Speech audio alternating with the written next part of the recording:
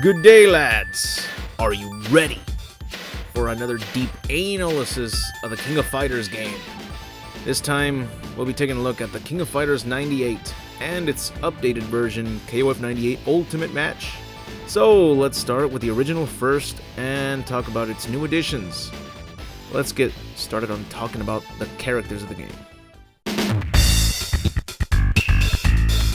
I can't really pinpoint many or any differences at all with the characters in this game. There are characters that have some slight differences, but it still really feels like the developers just took the same character sprites from the previous KOF games and slapped them onto this game. In fact, I think that's exactly what they did here. Every character aside from Shinji with Kyo's gauntlets looks the same and has the same basic attacks. Some characters did get old moves inserted back into them, like with Yuri. She finally has that butt smack attack that we all fondly grew to love. Only they didn't include that boing sound effect when you land it. Now, I'm not complaining about characters having the same movesets from before, since I prefer keeping it that way as long as they did add new moves to them. It just feels like we're playing KOF 97 all over again. Because unfortunately, there are no new characters here, so that scratches off the analysis of discussing what the new characters are like. But they did bring back 8 characters from KOF 94 and 95. We got Idern, Takuma, Saishu, the USA team consisting of Heavy D, Lucky Glauber, and Brian Badler. Haven't seen them fight in the tournament since KOF 94. And for our surprise, they even included Mature and Vice, the 2 chicks that were introduced in KOF 95 and got killed off at the end of the tournament by their own partner Yuri Yagami. How the hell are they back and teaming up with his ass again? Well, it turns out that they're not back, technically, but they're just a figment of his imagination, and yet they're playable and can still fight in this tournament. Okay. There are 38 characters in the game, but since I took the time to dive deep into the previous KOF games before moving on to the next, I feel like I've already been down this road. That's why I'm always hoping for characters to change their appearance up a bit, even though it's their signature look. So, the addition of choosing the advanced and extra mode is good, but I'm looking at the same assignment here. I've already done my homework. This is the same test from last week. Why do people claim that this is the best KOF game again? Oh wait, that's the updated version of this game. So we'll get to that one in a bit, right after we've analyzed everything about the original version. I guess we can skip straight to analyzing the stages of the game. For this game, we got the Japan stage, the Korea stage, the Middle East stage, the Osaka stage, the Spain stage, and 2 USA stages, and the Black Noah stage, which is the final boss arena. The Japan stage is this broken down and abandoned looking platform. I like the trees and dark bluish atmosphere in the back. They even threw in some fireflies, which makes it look even more mesmerizing. I wonder what happened here. Is this the result of a fight? Or is this a building that's been abandoned for years and it became part of the forest now? Even though we may not have an answer, that's likely for the best because, like with a good painting, it can tell 1,000 stories with a vast amount of details, and I'd like to let my imagination put things together for this one. The Korea stage looks pretty cool. There are a great amount of details here, from the small boat up close to an audience from a far back distance. There's even a temple beyond that with visible mountains at a further angle. It's so incredible to see every little bit of details that the creators worked on for stages such as this one.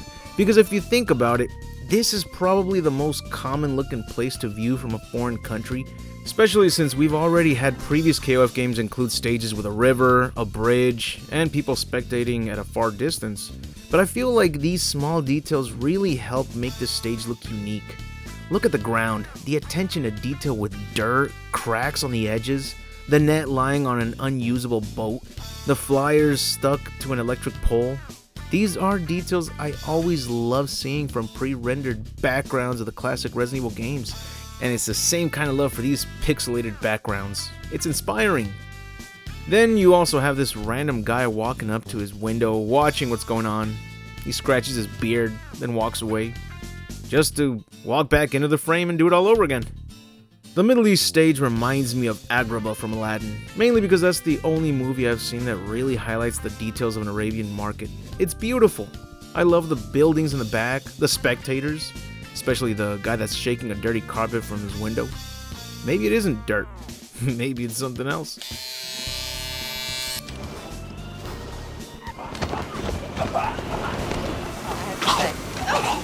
The Osaka stage.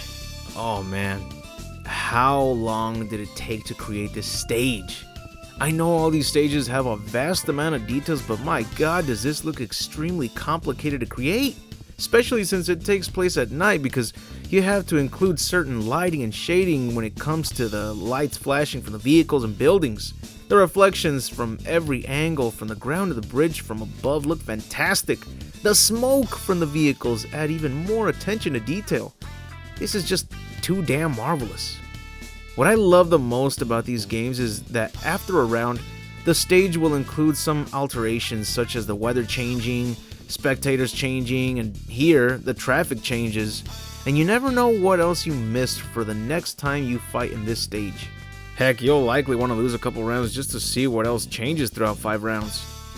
The Spain stage. This is probably the stage that most players would agree is the best one in the game. Not just because the building you're fighting in is too damn exquisite, not just because the weather changes make it look even more gorgeous, but because of this cat. This awesome cat is our spectator, and it's the most dedicated spectator that ever lived, because after a few rounds it gets dark, and by the 4th round it's back to being daylight, which means that the fight has been going on for 2 days. If anything, this whole building belongs to that cat. That's a very well entertained cat. Even when it's licking its own scrot, it still refuses to look away from the fight. The first USA stage takes place on some train tracks, and it's pretty cool because we even get to see a train arrive and park right in front of the players. It's quite creative. They even threw in a stray dog digging at some trash bins. I don't have much to say about this stage though, but it does really look pretty good, you know. Kind of gives off a sad and lonely vibe though. Maybe because of the dog, or the view from the buildings to the side, I don't know. The second USA stage is where the USA team challenges you, and it's also a place that we've already fought at before, back in KOF 94, and it was also the USA team's personal stage. A fair amount of things have changed here. There used to be an old boxing platform in the center, but since that was old and it's been 4 years since that tournament, they must have scrapped it over time. That old Scooby-Doo van and the Beetlebug are still there. That's surprising.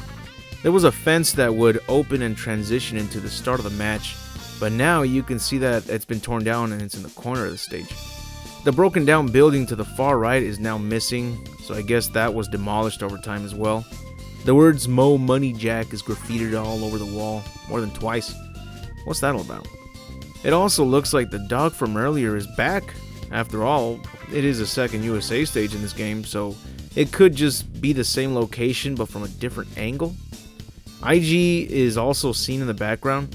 During the daytime, Mr. Big will be in the background with his hoochies, and Ryu Hakutoro will once again be spectating these tournaments. He's literally shown up in every tournament so far, but I think these are the only cameos in the game. Quite a letdown, seeing as every previous KOF game would include a good amount of cameos. The Black Noah stage is Rugal's new stage, and by the looks of it, it's as if H.R. Geiger designed the entire location. I couldn't find anything that stated that he actually designed it himself, so I'm guessing the developers were just very influenced by his work in the Aliens franchise. Rugal's Panther Rotom is still by his side. What a loyal Panther, right? Now to talk about the sub-boss team. You know those 3 teams I mentioned earlier that made a comeback? Well, depending on your performance, as in how many times you executed an ultimate knockout, you'll be taking on either Yagami's team, the Masters team, or the USA team. And honestly, the worst team to go up against would have to be the USA team. Then the Masters team and Yagami's team would have to be considered the easiest. The USA team is just utterly broken when controlled by the AI. The worst character to deal with would have to be Lucky Globber. That guy belongs in a can of Spam.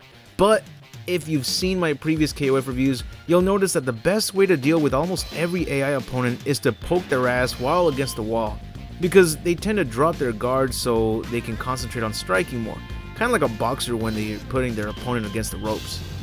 So just try to be patient, use this tactic, Or just pick Athena and outspam the bastards by executing her Phoenix Arrow, and that'll either land plenty of damage if they don't block, or it'll leave a good amount of chip damage if they block it. If you're facing off against the Masters team, try the same tactic of poking while being against the wall.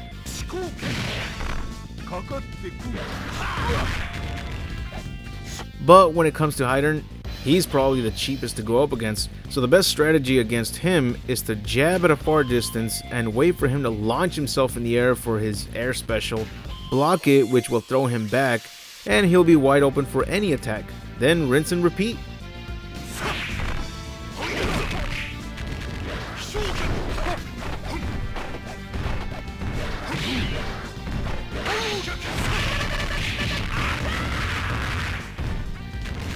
Rugal is once again the final boss of a KOF game. This makes it his third time being the final boss for these tournaments. And by now, I'd say he's becoming the Team Rocket of King of Fighters, because no matter how many times he gets blasted off again, he continues to come back for another ass whooping. Still, if it's a whooping you're a-wantin', then I guess we better give him what he wants. Surprisingly, this time, it's a much easier strategy. Which I'm quite happy about, to be honest, because like everyone else, before I figured out his weakness, Rugal would easily demolish all 3 characters of mine. He has like no recovery frames after unleashing an attack, so it'd be pointless to try to time his projectiles and jump over them because he'd instantly counter everything. But there are 2 things you can do here, and it's the simplest strategy yet again. When he starts walking towards you, dodge roll towards him at a sweeping distance and use a strong hit. You'll either hit him or you'll automatically yeet his ass. If he gets too close to you, just constantly poke him to push him back. Most pokes will actually land as well. It's surprising that these 2 tricks always work. But just remember to time that dodge roll perfectly, because doing it a couple frames early or late will cost you big time. It's also possible that he'll only drop his guard after you block 1 or 2 of his projectiles. So if he starts to counter your strategy, then get a good distance from him, throw a jab so that he starts performing projectiles, and just block a couple of them. This will ensure that he always lowers his defense when he's walking towards you. Wait, I don't think I mentioned his second strategy. It's simple, anyone with a projectile can easily take his ass down. You could also try to charge up your meter bar and launch as many ultimates as you can. That's always a simple option as well. But yeah, almost every character with a projectile can easily knock him out. Here are the vast amount of examples for taking this guy down. It's too easy. It's fun as well, because now you don't really have to be limited to a specific character. It used to be like that, but not anymore. Now you got plenty of options. So they brought back the advanced and extra modes. Also, they included a slight advantage to each of them after the player loses a round. In advanced mode, you get 1 more stock to perform an ultimate. In the extra mode, the size of the meter bar is decreased. Here's an odd secret. When playing in this stage, if you win the 3rd round with Choi with over 30 seconds left on the clock, and you only use punches, and win without taking damage, 2 students on a bike will pass by. No idea who they are, and it's honestly not worth trying, especially if you're not that good with Choi, like me. It also doesn't make any sense as to why it has to be Choi of all characters. Is he related to these 2 students? What's the story behind this cameo? In the previous game, there were 6 special edit teams, 9 if you count the Japanese version with the low-res image endings, but here, there are literally up to 23 special edit teams! Amazing, right?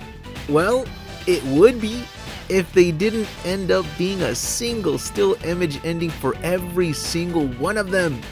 Now you might say, well, at least you still got endings for the ordinary teams, right? no! No. Unfortunately, this game does not include any team endings. Like, what the shit is that all about?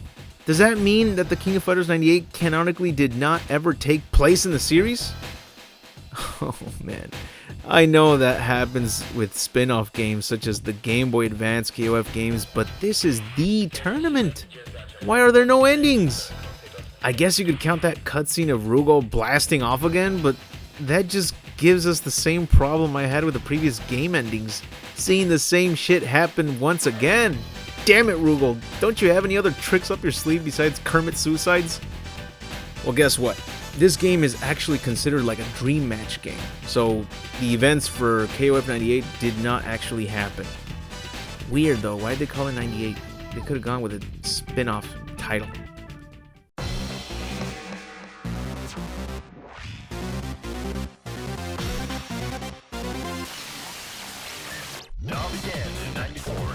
The King of Fighters 98 Ultimate Match. This version is pretty damn insane. KOF 98 is considered to be one of the best KOF games of all time, but that's mainly thanks to this version because not only does it include a large amount of extra content, but it includes every single character that we had seen in the previous KOF games. So Ultimate Match is like Ultimate Smash. Look at that character roster, 45 playable characters. And that's not even including the special EX versions of specific characters. Now we really don't have a reason to play the previous titles. This is one hell of a masterpiece. It's so cool that they threw in every boss character and the earlier versions of certain characters that had different specials and movesets.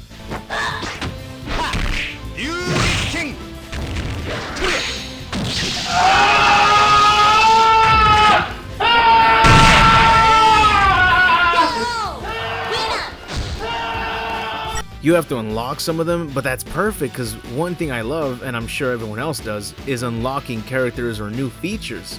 And this game does exactly that. And even though we already have the option to choose the advanced or extra mode, they also added the ultimate mode. Advanced mode is what lets you run, dodge roll, and raise your meter bar by executing specials or blocking and such.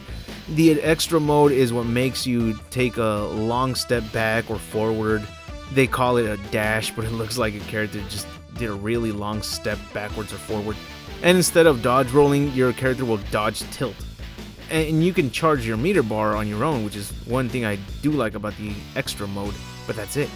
I always wanted to charge my meter bar without executing specials or blocking, and thanks to the ultimate mode, I can now choose to dodge roll, run, and charge my ki. I love it! I always hated that dodge tilt and those short hops. I could never choose the extra mode just so I could charge my meter bar. So this definitely gave me exactly what I wanted. You know what's another thing I like doing? Customizing my favorite characters to have different color palettes. Usually the alternate colors that these games come with look like ass, so I prefer to edit them myself.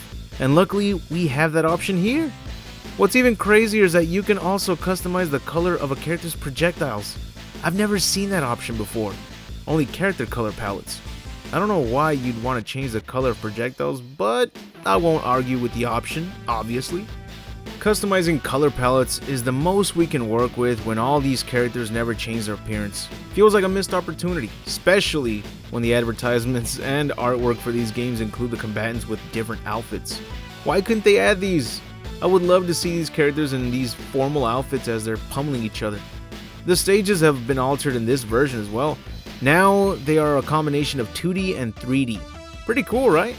I like both versions. I'm a fan of 2D pixel art, so I'll always like those OG designs, but I also like when they combine 2D with 3D, so it's the best of both worlds here. Especially since they included the Neo Geo mode in the main menu. This is basically a copy of the original KOF 98, for those who would like to play the original version instead of the updated version. And that's still not everything. Ultimate Match also included a gallery mode where you can view illustration art that was included on different ports of the game. Isn't that amazing? That's exactly what I wanted to see from KOF 97, the global match version. We have art from the PS2 version, the PS1 version, and we have some art for the next game as well. Interesting. There's also a movie gallery, which isn't really much to look at because there aren't endings in this game. So it's just showing off small things like the game's intro or these "here comes a challenger" moments. But you first have to unlock the movie gallery by beating 64 opponents in the endless survival mode. It's not hard at all, as long as you're playing as Orochi himself. That dude is untouchable. I tried beating it with Athena, but Rugal took me down, which sucked because he was the 64th opponent. Also, Orochi is a character you must unlock first.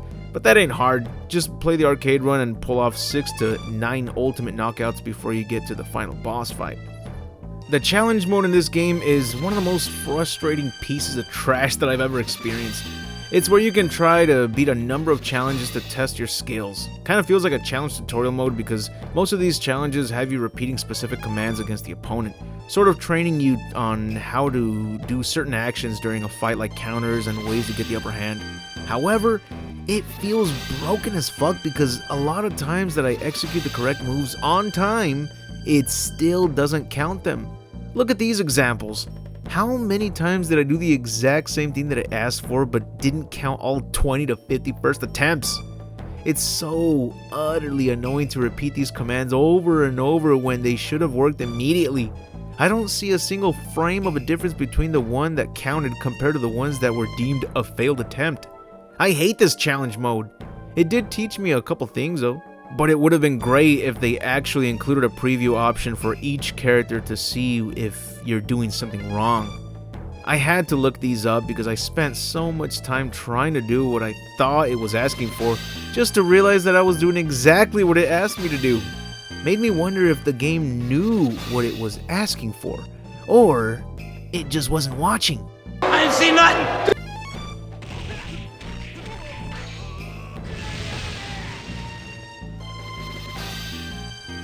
You got to be fucking kidding me. He fucking did it. It was at 0. His health bar was at 0. What the hell, man?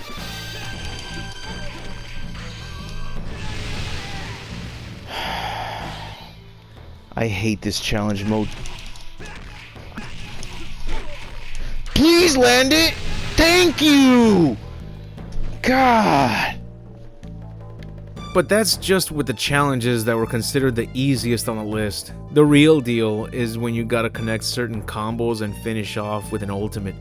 I hope this mode doesn't unlock a thing because there's no way I could possibly complete all 28 challenges. It's just not gonna happen with my ass. And there are times when your character gets pushed back for no fucking reason. Like, why? Why does that happen in the middle of a combo? Can some of you expert players tell me why that happens? I may love fighting games, but there are some mechanics that I will never understand, such as these ones. I get it if I input the wrong command, but I'm clearly inputting the correct ones, as you can see. Well, you probably can't tell since they aren't displayed on the bottom of the screen like with other fighting games. They should have included that as well, right? There's this challenge with Goro Daimon that basically made me throw in the towel because he kept getting pushed back as I performed his ultimate move. I don't know how I suddenly end up interrupting the ball crush move if I'm inputting the exact commands as before. I didn't change shit. It's only 2 moves followed by his ultimate. Forward strong kick, slightly down forward strong punch. And I can't even get to the ultimate move inputs because that second attack gets interrupted with Goro raising his fucking hands up. Why does he raise his hands up? What is he from the 313? Put your hands down, man. He gets pushed back. Jesus. Ah, fuck. It's not easy at all. What? Dude, you were touching her. Oh, man. No, hombre. Honestly though, I've never been a fan of challenge modes in fighting games.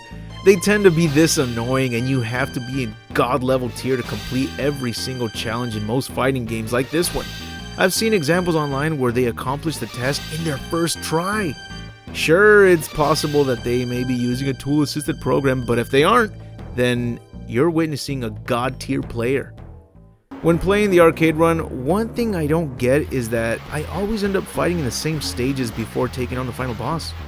The final boss stage will always be the location of the boss himself. Rugal will fight in his xenomorph-looking fort. Goenitz, the ultimate match not only has you going up against Rugal, but you can also go up against the previous bosses such as Goenitz or Orochi. And Goenitz, you'll fight him in that broken down tournament arena from KOF 96, and Orochi at his altar. But my issue is that this updated version has over 19 stages, so why am I always fighting in the same few locations? The only time I get to experience a match with the excluded stages is when I'm playing the endless mode, which I won't play anymore now that I've unlocked the movie gallery, or if you're playing against a friend and get to choose the stages for yourself, or against the AI in a single fight. I'm also not counting the last team before you fight the boss, since those also have their own stages, such as the Altar of Orochi when you're going up against the new face team. It's just weird that not every stage appears in the arcade run. If anything, since this version of KOF 98 includes every single character from the previous games, you could say that this is the MK Armageddon of King of Fighters. But only here they definitely please the fans by adding more shit rather than removing certain important things in the gameplay. Actually, a better comparison would be with Mortal Kombat Trilogy, right? One of my favorites. That game did include every character in old versions of specific characters as well. What I'm surprised to not see in this game is an online mode. Isn't that insane? You would assume that this game would include it, seeing as it's a hell of an updated version of KOF 98, but they didn't include it. Sadly, you have to purchase the other updated version titled KOF 98 Ultimate Match Final Edition, but that version was only released on Steam, so lucky PC players. Overall, the original version of KOF 98 is basically the same as KOF 97, but with more characters from KOF 94 and 5. And Ultimate Match just included every single character from the previous KOF games, which is awesome, including the fact that they threw in tons of illustration art as well as that Ultimate mode and custom colors. But I feel like I keep playing the same game over and over, and the problem with that is that I'm looking for unique differences for the next installments, not a copy and paste with different stages and music. I even look forward to endings and the interactions that occur after a few matches as you progress through the tournament. But since this game did not throw in a story and only gave us a cutscene before fighting Rugal, then to me it feels like a hell of a letdown. I'm probably one of the few people that actually look forward to those pixel FMVs, even if the dialogue text feels like it's being fast forwarded. I like the little things in fighting games, and those pixel FMVs and endings were a couple of them. So I want to see some big differences that make me want to play every KOF game again. And KOF 98 Ultimate Match means you don't have to go back to play any of the previous ones ever again. It's definitely the ultimate KOF game, but there's no need to go back to the previous ones. I mean, if you like certain characters with specific movesets, this game includes different versions of certain characters to give you exactly that. It's the whole package. And these are definitely the reasons why fans of the series love this game. But this is also the last game to have the team members waiting in the background, so that kind of sucks for the next installments. Why remove a good thing? It's a small thing, again, but it shows us a little of each character's personality, right? Oh yeah, back when IG was playable in KOF 95, I didn't have the best experience playing as that character. But now they included throwing kunais in mid-air at a downward angle, which is something I wanted to see from him. You know, actual ninja weapons and moves. That, as well as being able to run, now makes him one of my favorite characters to play as. He still has the same moves as before, but with these inclusions, and his ultimates aren't hard to pull off at all, like before. So now, I can't stop choosing this ninja. Well, that's everything there is to say about this kick-ass game. Now, it's time to move on to KOF 99 on the next episode of Dragon Ball Z. That's it for the video. If you enjoyed the video, hit the like button to give this video a chance to grow. I'd like to thank all my Patreon supporters for their impeccable generosity. Your support means a lot to me, and you are part of the reason why I try to make the best content that I can. And if you like this content, check out the rest of my channel. You'll find more entertainment from separate franchises I like to cover, such as Mortal Kombat, Dragon Ball Z, Celebrity Deathmatch, Men in Black, The Mask, Batman comics, The Terminator, TMNT, Dino Crises, Resident Evil, and more. If you're a Patreon supporter, check out my exclusive videos such as the Gantz content. And if you'd like to show your support, go to my Patreon and support the channel, which is only $1. Sacrifice that McChicken for extra quality content, my friend. But anyways, I'll see you all in the next video, and remember to have an awesome day.